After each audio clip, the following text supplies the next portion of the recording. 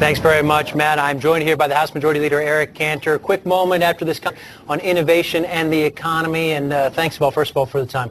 Real quick question about what you just heard from the CEOs and the educators there, the university presidents. There's a big push for basic research, one way to promote innovation in America, but we've got some tight fiscal situations right now here in Washington. Is that something the federal government should be spending money on, or is that something for the private sector? Well, one thing that I heard loud and clear from the CEOs, from the public institutions, private institutions of this country, is that we need to look at the uncertainty that Washington is creating as far as the investment environment.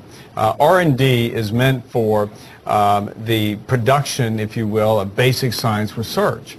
From that research comes the kind of ideas that we bring to the marketplace, and America does that better than anywhere else. The problem is Washington has gotten in the way. It has become too harmful, the government has, in terms of people wanting to take a risk to innovate.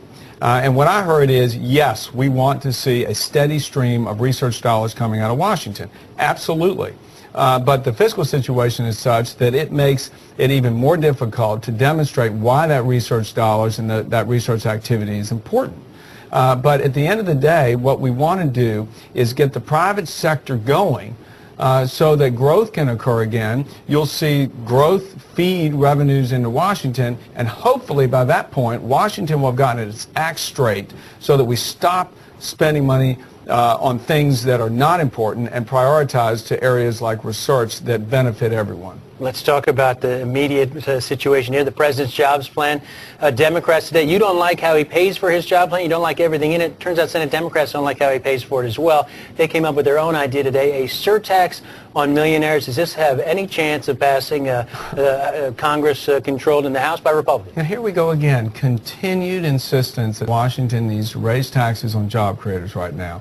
That's not what we need. I think most people in America think it's counterintuitive to raise taxes if you want economic growth. I mean, we are in a global economy. It is a competitive world out there. And there are all kinds of places for capital to flow. And we want investment capital here. We want this to be, our country to be the best place to do business and to grow. You don't do that by raising taxes. You don't do that by chasing off investment capital that we need so desperately right now to get going again. Do you agree that there are any measures within the president's plan? You've talked about some of them being some common ground between you and the president on some of these issues.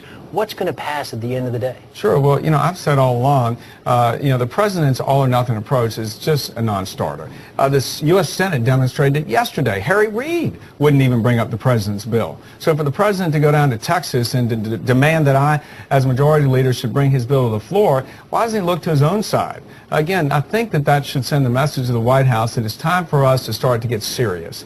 We can do some things together. We're looking to pass free trade agreements next week. I think we're going to get that done finally, and it's taken years to get it done.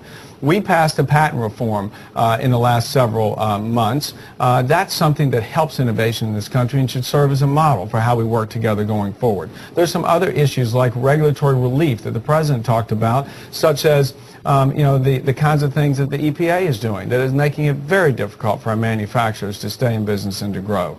We've got another opportunity to work together when it comes to access for capital for small business. Small business is having a tough time right now across the country getting financing. There are some ways that we've got bipartisan bills coming out of our committees to the floor that will help entrepreneurs grow. We can work together on those kind of things. Yes, there's going to be differences here. I don't think anybody thinks that both sides are going to agree on everything. But it's time for us to can-do attitude and to return again this idea of America as a land of opportunity rather than you have to go in and start taxing everyone in order for Washington to benefit. That's not the way we should be doing business. I know you're tight on time. Final question.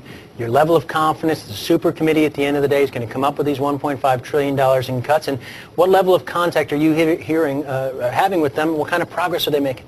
I think that in the end, we're going to deliver and see them deliver success in Congress, actually accomplish what it is that we should have done months and months ago. The Speaker of the House always said we shouldn't be raising the debt ceiling without commensurate cuts. So that we can begin to do things differently here in this town. I do think the Joint Select Committee at the end will deliver, and we can get on about the business of focusing on how we grow this economy again. All right. House Majority Leader Eric Cantor, thanks for taking a quick time out to join us here at Bloomberg, and thanks for taking part in our conference here today. Appreciate it very much. Matt, we'll send it back to you, back to the New York Stock Exchange, the House Majority Leader here in our Washington offices. All right.